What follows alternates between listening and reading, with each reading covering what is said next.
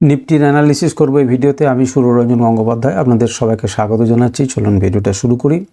আজকে হচ্ছে 27 তারিখ, আমরা 28 তারিখের জন্য 28শে নভেম্বর 2025-এর জন্য নিফটিকে দেখব এবং দেখার চেষ্টা করব যে নিফটি কোন জায়গাতে রয়েছে। একটা ডিসক্লেমার রয়েছে, আপনারা সবাই জানেন যে আমি সব রেজিস্টার্ড নই, অ্যানালিস্ট নই, তো আমি আমার নিজের মতামত অনুযায়ী দিচ্ছি। আপনারা লেভেলগুলোকে দেখুন এবং নিজেরা বিশ্লেষণ করুন এবং তারপর সিদ্ধান্ত নেবেন। তো আজকে যদি নিফটিকে ভালো করে দেখেন তাহলে দেখবেন নিফটিকে নিচের দিকে নামানোর চেষ্টা হয়েছিল, কিন্তু নিফটি প্রাণপণে দুটি জায়গাকে আটকে রাখার চেষ্টা করেছে। একটা হচ্ছে 26,200 এবং আগের দিনের যে ক্লোজিং তার নিচে কিন্তু নামেনি। তো এই দুটো জিনিসকে লক্ষ্য করেছে এবং 10 পয়েন্ট হোক সেটার উপরেও কিন্তু নিফটি কী করেছে না ক্লোজিং দিয়েছে, যেটা একটুখানি ভালো জায়গা আজকের তুলনায়। এখন দেখুন, লম্বা একটা মুভমেন্টের পরে একটি নির্দিষ্ট জায়গা থেকে সে ধাক্কা খেয়েছে। সেই নির্দিষ্ট জায়গাটি আপনাদের চার্টে ছিল এবং সেখান থেকে ধাক্কা খেয়ে খানিকটা নিচে নেমে এসেছে। সুতরাং এখন কি হতে পারে, অর্থাৎ একটা পজ নিয়েছে। এমন হতে পারে যে এই পজটাকে কাটিয়ে উঠে সে উপর দিকে যেতে পারে, হতে পারে সে নিচের দিকে আসতে পারে। এই যে পজটা তৈরি হয়েছে তারপর একটি বড় ক্যান্ডেলের পর সে নিচের দিকে আসতে পারে। তো আমরা লেভেলগুলোকে প্রত্যেকটা জায়গাকে দেখব এবং বোঝার চেষ্টা করব। তো দেখুন, আজ হচ্ছে বন্ধ হয়েছে 205-এ আগের দিনে এবং আজকে খুলেছিল 261-তে এবং আমাদের টার্গেটকে হিট করিয়ে দিয়েছিল কিন্তু 310। টার্গেট কী জন্য বলছি না, 300 একটা সাইকোলজিক্যাল লেভেল, ওখানে আমাদের লেভেলে ছিল। সেই লেভেলটাকে ধাক্কা খেয়ে কিন্তু মার্কেট একটুখানি নিচে এসেছে। নিচের দিকে কিন্তু 141 পর্যন্ত গিয়েছিল, কিন্তু সেখান থেকে সে কিন্তু অনেকখানি তুলে 215-তে ক্লোজ করেছে। তো যাই হোক, মোটের উপরে মোটামুটিভাবে তার রেঞ্জও ছিল 160 পয়েন্ট 70 পয়েন্টের মতো রেঞ্জ ছিল। আমরা যদি দেখেন তাহলে কোনো পরিবর্তন মান্থলি ক্যান্ডেলে দেখতে পাবেন না, কারণ মান্থলি ক্যান্ডেলে 10 পয়েন্ট তো বেড়েছে, সুতরাং কোনো পরিবর্তন দেখাননি। সুতরাং এটাকে নিয়ে আমরা আলোচনা করব না। উইকলি ক্যান্ডেলেও আমাদের কিছু করে নতুন করে বলার নেই, কিন্তু এই সামনে যে রেজিস্ট্যান্সটা ছিল সেই রেজিস্ট্যান্সটা কিন্তু এখনও পর্যন্ত ফেস করছে। আমাদের হাতে এই সপ্তাহ শেষ হতে কিন্তু আর একটি দিন আছে, কালকের দিনটা শুক্রবার। এখন আমরা দেখব যে শুক্রবার দিন এটাকে পেরিয়ে গিয়ে নিফটি কিন্তু উপরের দিকে যেতে পারছে কি যে পারছে না। যদি মনে করেন নিফটি উপরের দিকে এখানে যে ক্লোজ করলো, তাহলে কিন্তু আমরা কি বলবো যে খুব ভালো। এবং একটা জিনিসও যদি হয় যে আগের ক্যান্ডেলের যে হাই, অন্তত পক্ষে তার উপরে যদি ক্লোজিং দেয় তাহলেও কিন্তু আমরা সেটাকে ভালো বলেই মনে করব। হতে পারে তারপরে খারাপ হতে পারে, যা খুশি হতে পারে, কিন্তু আপাতত এইটার উপরে যদি ক্লোজিং হয় সেটা ভালো হতে পারে। আর নচেতের উপর থেকে কিন্তু যেন ধাক্কা খেয়ে অন্তত পক্ষের উপরে একটা ক্লোজিং দেখ, কিংবা কালকে দিনটা লক্ষ্য রাখবেন যে এর উপরে ধাক্কা খেয়ে সে কিন্তু নিচে নেমে যাচ্ছে কিনা। অর্থাৎ একদিন তো সে চমকেছে, দ্বিতীয় দিন সে চমকাচ্ছে কিনা সেটা আমরা দেখব। এখন হয়তো অনেকে উইকলি ক্যান্ডেলে একদিন আর দুদিনে পার্থক্যটা বুঝতে পারছেন না, যেটা ডেলি ক্যান্ডেলে গিয়ে বুঝবেন। তো যাই হোক, চলুন একবার ডেলি ক্যান্ডেলকে দেখি। আমরা যদি ডেলি ক্যান্ডেলকে দেখি তাহলে কি দেখবেন, দেখুন ডেলি ক্যান্ডেলে আমাদের অলরেডি এই লেভেল আপনাদের চোখের সামনে ছিল। কেন বললাম যে আমাদের টার্গেটটাকে টাচ করেছে, দেখুন এখানে ছিল। সুতরাং আমাদের কিন্তু এই লেভেলে আসা একবার উচিত কি উচিত নয়, উচিত। তো এই লেভেলে কিন্তু সে পৌঁছালো, তার উপরে কিন্তু চেষ্টা করেছিল, কিন্তু দেখুন নিচে নামিয়ে এখানে বন্ধ হয়েছে। এবারে এইটাকে একটু ভালো করে ক্লোজলি ফলো করার চেষ্টা করুন। যেটা আমি দেখানোর চেষ্টা করছি সেটাকে দেখুন। আমাদের এক বন্ধু বলেছে যে কম্প্যাক্ট ফর্মে হলে ভালো হয়। দেখুন, কম্প্যাক্ট ফর্ম ঠিকই বলছেন, কিন্তু বলতে গেলে পর একটুখানি বেশি বলা হয়ে যায়, কারণ বোঝাতে চাইছি তো, সুতরাং একটুখানি বেশি হয়ে যায়। দেখুন, এইটা হচ্ছে আগের দিনের ক্লোজিং। আগের দিনের ক্লোজিং, এবং যদি আরও বড় করি তাহলে আরও স্পষ্টভাবে আপনি দেখতে পাবেন এবং সেটা দেখা প্রয়োজন আছে, সেই জন্য আমি বড় করছি। তাকিয়ে দেখুন, এবারে তাকিয়ে দেখুন যে এই যে এই ক্যান্ডেলটা ক্লোজ হচ্ছে এই পয়েন্টটা, আর এই পয়েন্টটা কি, এই পয়েন্টটা হচ্ছে হাই। এখন নিচের দিকটা বাদ দেন, এই ক্যান্ডেলের দেখুন নিচে পর্যন্ত নামানোর চেষ্টা করেছিল, কিন্তু এখান থেকে সমস্ত বায়াররা কি করেছে, মার্কেটকে তুলে নিয়ে গেছে। কতদূর পর্যন্ত তুলে নিয়ে যেতে সক্ষম হয়েছে না, মার্কেটকে এখান থেকে কিন্তু এখানে নামিয়েছিল, কিন্তু আগের দিনের যে ক্লোজিং, আগের দিনের যে হাই, তার জায়গাতে কিন্তু ক্লোজিং দিয়েছে। অর্থাৎ বায়ার্সরা বুঝিয়ে দিয়েছেন যে আমরা যে উচ্চতা পর্যন্ত আগের দিনে তুলে নিয়ে গেছিলাম, আজকে লড়াই করে তোমাদের কিন্তু সেই উচ্চতা পর্যন্ত আমি নিয়ে পৌঁছেছি। এখন পর্যন্ত কিন্তু তুমি যদি বলতে চাও তাহলে এই দিন এবং এই দিন মিলিয়ে কিন্তু সমান সমান লড়াই। এই পর্যন্ত যে বায়াসনেস ছিল এই ক্যান্ডেলের, এই পর্যন্ত থেকে একটু ঠিলে নামিয়েছিল, আজকে কিন্তু এইটুকু তারা কিন্তু জিতেছে। তারা মার্কেটকে কিন্তু এখানে নিয়েছে এবং আগের দিনে যেখানে সবচাইতে বড় পর্যন্ত জায়গা নিয়ে গিয়েছিল, যেটি আগের ক্যান্ডেলের হাই ছিল, সেই পর্যন্তের নিচে কিন্তু ক্লোজ করতে দেয়নি, ক্লোজ তার সমান সমান করেছে, যেটি একটি ভালো লক্ষণ বলে মনে করা যেতে পারে। এখান থেকে ধাক্কা খেয়ে নিচে নেমেছে আপনারা জানেন। এখন প্রয়োজন হচ্ছে যে এই যে কালকের দিন শুক্রবার, তো শুক্রবারে দেখলেন সপ্তাহের শেষ, যদি এই ক্যান্ডেলটা অন্তত পক্ষে এর উপরে ক্লোজিং দেয় তাহলে কিন্তু ভালো। এবং এখানে কেন ধাক্কা খেয়েছে আপনারা নিশ্চয়ই আজকে বুঝতে পারছেন যে এটা কি, এখানে একটা রেজিস্ট্যান্স ছিল। এখন এত দূর উপরে উঠলো কেন, এই পর্যন্ত উপরে উঠলো কেন, এবং এখানে তো আমাদের লেভেল ছিল না, তো এখানে আমরা দেখব যে এখানে ধাক্কা কেন খেয়েছে। তার জন্য আমরা কি করব না, আরও ছোটো টাইম ফ্রেমে যাব এবং বোঝার চেষ্টা করব। আপনারা বিশ্লেষণ বহুবার শুনেছেন যে বড় থেকে ছোট করতে হয়, তো বড় থেকে ছোট করার জন্য দেখুন নিফটির আমি কি করছি, 1 ঘন্টা টাইম ফ্রেমে দেখছি। 1 ঘন্টা টাইম ফ্রেমে আস্তে আস্তে আস্তে আস্তে ছোট হতে এখানে দাঁড়িয়েছিল। মার্কেট যখন এখানে খুললো সে কিন্তু নিচে নামলো, কিন্তু এই জায়গাটাতে সাপোর্ট কেন নেবে, এতদিন যারা ভিডিও দেখছেন তারা জানেন যে এই জায়গাটাতে সাপোর্ট নেবে, কারণ এই পর্যন্ত আগের বারের একটা জায়গা ছিল, সেখান থেকে সাপোর্ট নিয়ে মার্কেট কিন্তু গেল, আরও একটু চেষ্টা করলো কিন্তু এই লেভেলটাকে পেরোতে পারলো না। এখন আমার প্রশ্ন হচ্ছে এখানে কি এমন আছে যেখানে ধাক্কা খেলো।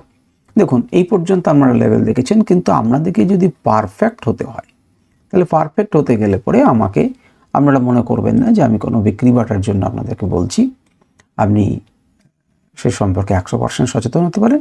এই যে ইন্ডিকেটারটাকে আমি দেখাচ্ছি এটা নয়, কেন কারণ লেভেলগুলো, যেহেতু আমি লেভেলগুলো আপনাদের সামনে বিশ্লেষণ করছি সুতরাং আমাদের বলতে হবে। এখানে একটা ইন্ডিকেটার, সেটা হচ্ছে সুররঞ্জন আনরাইভেলড, সেটাকে আমি ব্যবহার করছি।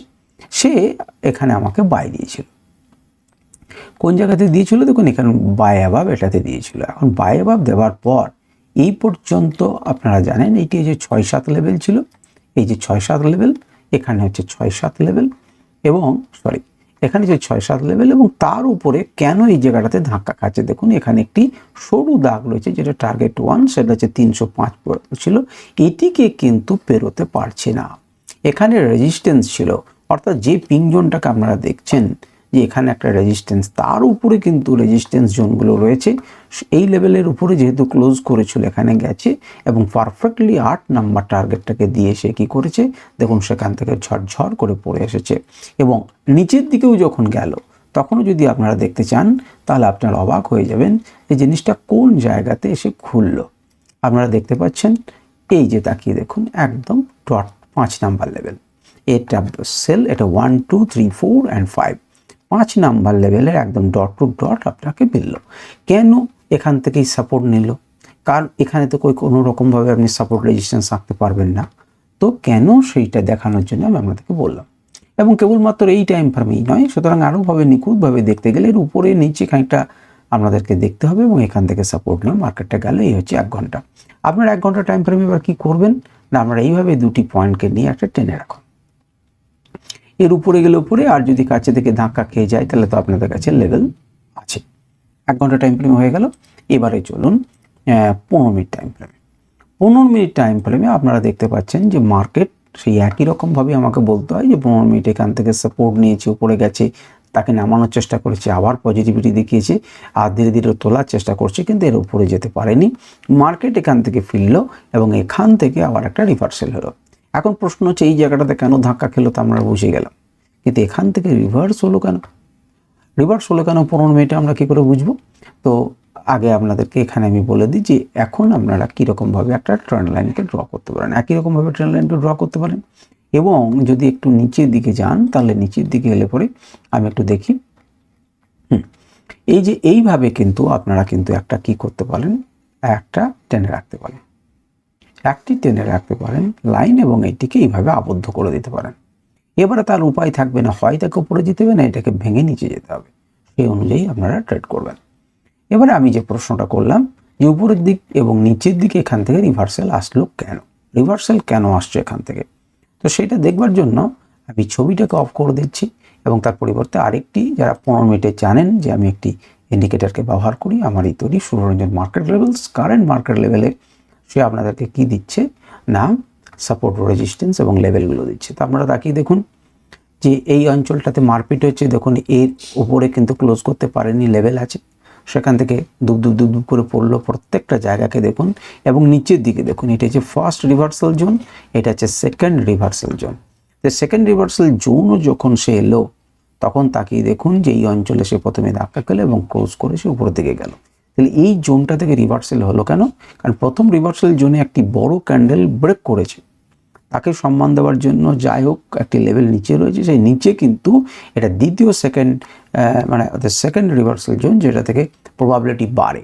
তো প্রবাবিলিটি বাড়লে পরে আপনারা এখান থেকে ডট টু ডট এই 15 মিনিট টাইম ফ্রেমে আপনারা দেখতে পেলেন। তো যাই হোক আমি এটাকে বন্ধ করে দিলাম এবং লেভেল আপনাদের চোখের সামনে রয়েছে। আমরা এবার চলুন 5 মিনিটে যাই। 5 মিনিটে তাকিয়ে দেখুন যারা ট্রেড করবেন তাদের জন্য খুব সোজা ছিল। এই রকম দুটো যখন জিনিসকে তৈরি করে দিল, আপনারা তখন টেনে নিয়ে যেতে পারতেন।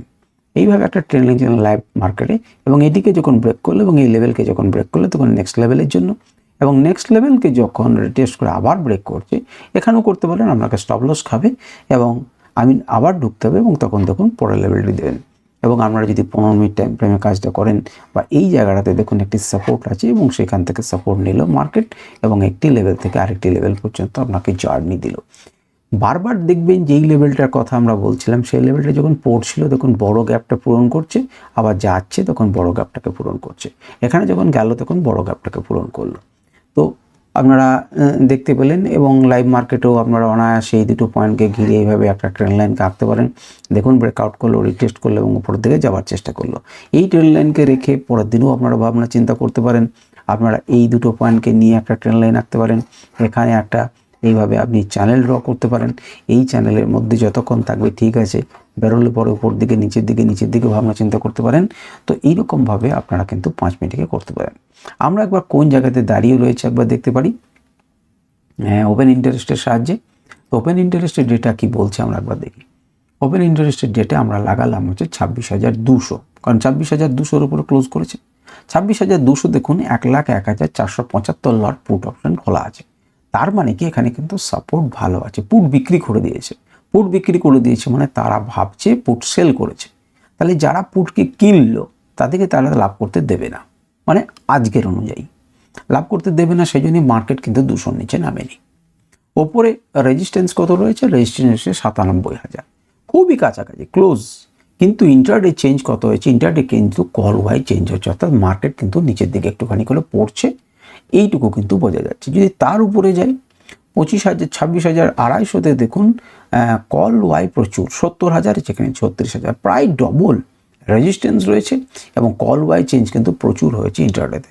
সুতরাং এরা চাইছে মার্কেটকে উপর থেকে নিচে নামানোর জন্য। এইটাই কিন্তু 2 ডিসেম্বরের এক্সপায়ারির আমাদের আছে, এবং তার নিচে যদি আমরা 26,150 যাই তাহলে একটি ভালো সাপোর্ট জোন রয়েছে। আমরা যদি 26,100 যাই তীব্র ডবল রয়েছে সাপোর্ট জোন। পুট ওয়াই রয়েছে আপনার 1,13,000, যেখানে কল ওয়াই আছে মাত্র 52,000। সুতরাং প্রচুর রয়েছে এবং দুজনেই পালিয়েছে কে? কলও পালিয়েছে, চেঞ্জ হয়েছে, পুটও চেঞ্জ হয়েছে, অর্থাৎ ভাবছে যে মার্কেট এখান পর্যন্ত আর আসবে না, দুজনেই কিন্তু সমানভাবে পালিয়েছে। তো এই হচ্ছে আমাদের আজকের আলোচনা নিফটিকে নিয়ে। আশা করি আপনাদের ভালো লেগেছে। কেমন লাগছে আপনারা যেখানেই দেখছেন, ফেসবুকে দেখুন, ইউটিউবে দেখুন, আমাকে কমেন্ট করতে পারেন, আমাদের সমস্যার কথা বলতে পারেন। আমি উত্তর এখানে করি আর না করি আমি শুনছি, দেখছি এবং আমি চেষ্টা করব যে কোনো না কোনো ভিডিওতে আমি কিন্তু তার চেষ্টা করব আমার সাধ্য মতো উত্তর দেবার। আজকে ভিডিও পর্যন্তই। নমস্কার, ধন্যবাদ।